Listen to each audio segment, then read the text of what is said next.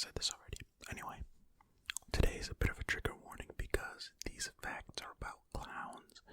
And I know for some reason a lot of people don't like clowns. They're just creepy. They're creepy or whatever. So, clowns don't bother me at all. But, warning, if you don't like clowns, then leave.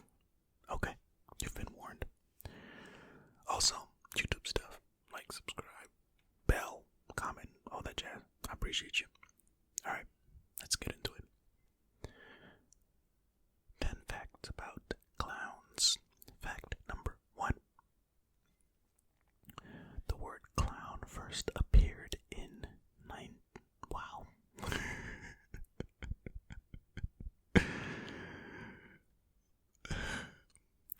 Okay, let's start over. Number 1. The word clown first appeared in 1560. The first written documentation of the word clown in English appears in text in 1560. Back then it was written as clown or cloyne. If you're not watching the video, it's either written as C-L-O-W-N-E or C-L-O-Y-N-E. Clown or cloyne was used within texts to mean rustic, poor, and peasant. It is said that the origin of the word clown comes from the Icelandic word gluni or glunny.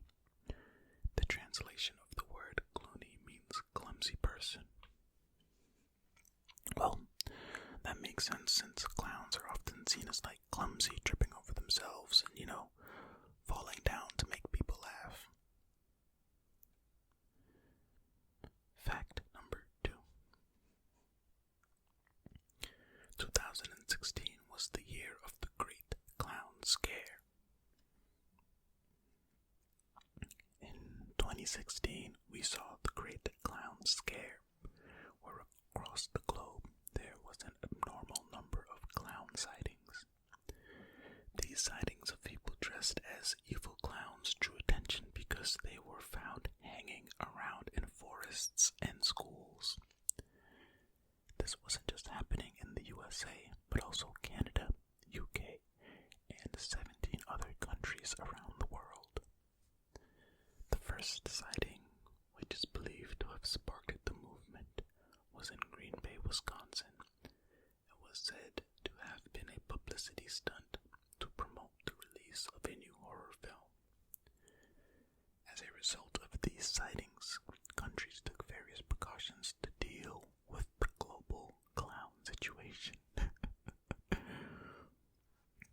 This included banning the selling of clown costumes, banning wearing clown outfits and masks in certain areas, and putting out government warnings in place for safety. The global clown situation is the most hilarious part of this for me. But I mean, I get it if everybody is supposed to be an evil clown and you're walking down the street at night and you just see a shadowy figure standing under a street light with big feet and like shaggy hair and like big parachute pants. You're like, what in the world is going on? If they have a knife, that's even scarier. Good grief. I don't know what's going on there. It was popular back then, wasn't it? I don't know. Number 3. Clowns International is an association for clowns. I don't know why I already started laughing. Clowns International, formerly known as the International Circus Clowns Club, the ICCC. Oh no, that's ICP. I was gonna say maybe they changed their name because they were being associated with the Insane Clown Posse, but that's ICP. Anyway, Clowns International, formerly known as the International Circus Clowns Club, was formed in 1947 by circus enthusiast Stan Bolt. The organization was formed following a tradition that started in the early 1940s by circus owner Billy Smart. Every year, clowns would renew their circus contracts, and Smart had the idea to mark the occasion by visiting Joseph Grimaldi's grave in London. What? Clowns were encouraged to visit and lay wreaths to pay respect to the father figure of the clown industry. Oh, okay. This tradition was repeated year after year until 1947 when Stan Bolt decided to form Clowns International. The idea was to unite clowns across the globe to share industry knowledge and to be able to network with the circus folk. I was about to say, why is everybody going to a grave? But then it made sense. Makes sense. Because that would be creepy if you don't like clowns. And then you go to visit your dead grandma, and all of a sudden there's a clown in the graveyard. Just throwing wreaths everywhere. Oh my goodness. Number 4. Joseph Grimaldi was the first famous clown. Famous? What in the world is going on with me? Oh man. Now I cut all this out and it'll be like all extra proper and no mistakes or whatever, but first of all, that's a lot more work.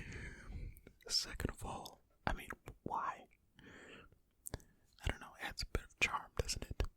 I don't know, I'm just making that up, trying to justify me not cutting stuff out. Okay, number 4.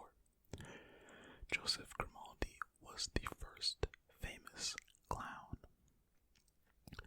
Grimaldi is seen as the father of clowns.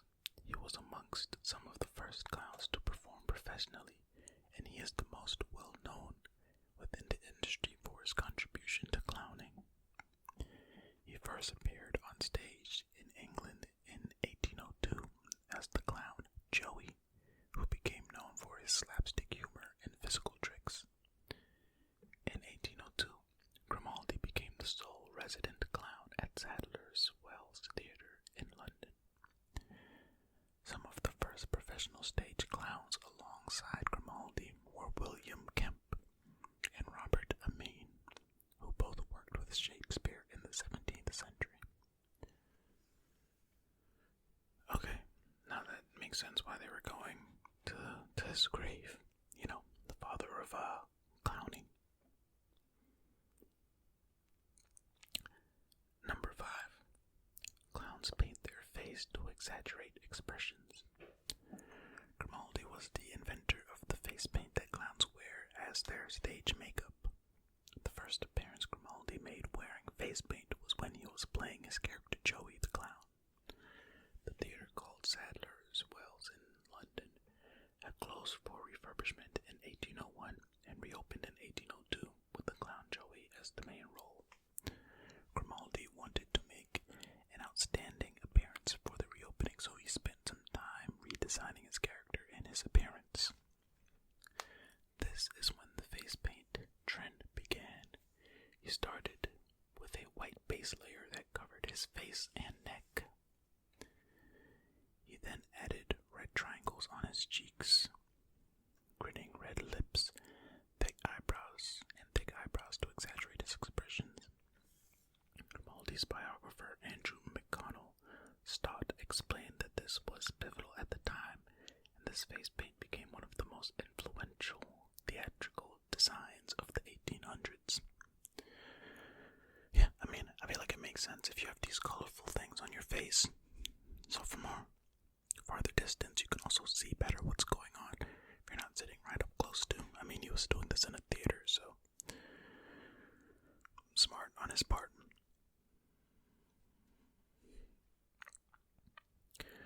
Number 6. Pennywise. Pennywise is known as the scariest clown.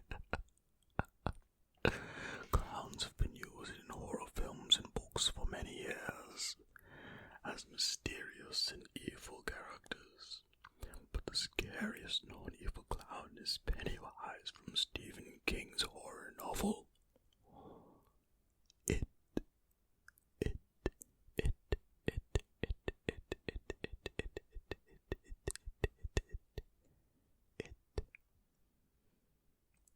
Pennywise, the dancing clown, is a character within the novel that preys on children and has the ability to shapeshift and manipulate reality.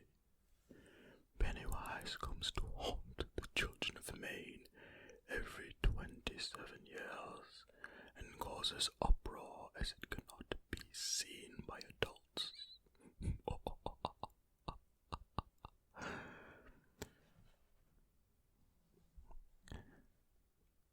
Number 7. I've never seen any of the It movies. Are they actually scary? Anyway, or read the books. Anyway, number 7. The first fictional killer clown was in 1892.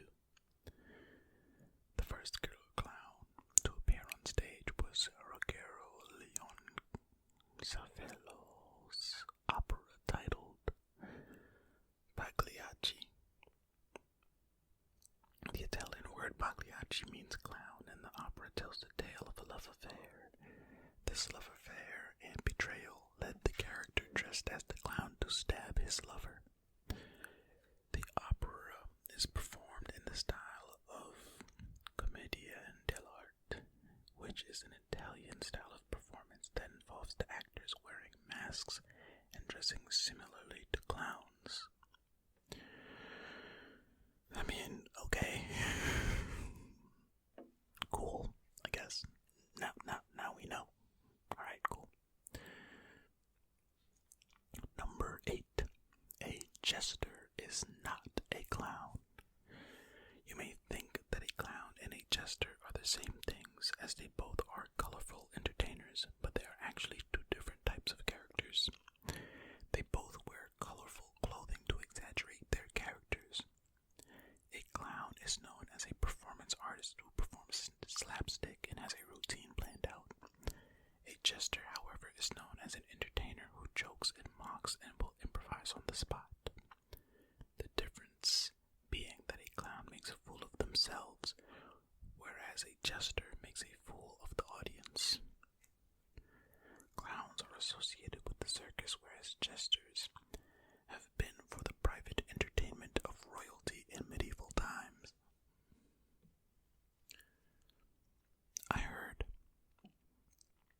It was a story. I don't know if it actually happened. I'm sure it's happened. But a jester made fun of the king or something, and then the king had them killed. Crazy what you could just do back in the day, huh? You want a jester, but then the jester comes and does its job, and then you kill it. Number 9. Coulrophobia is the fear of clowns. The fear of clowns is a real thing, and according to a survey carried out, oh my gosh. People, I don't even know what's going on. Am I tired?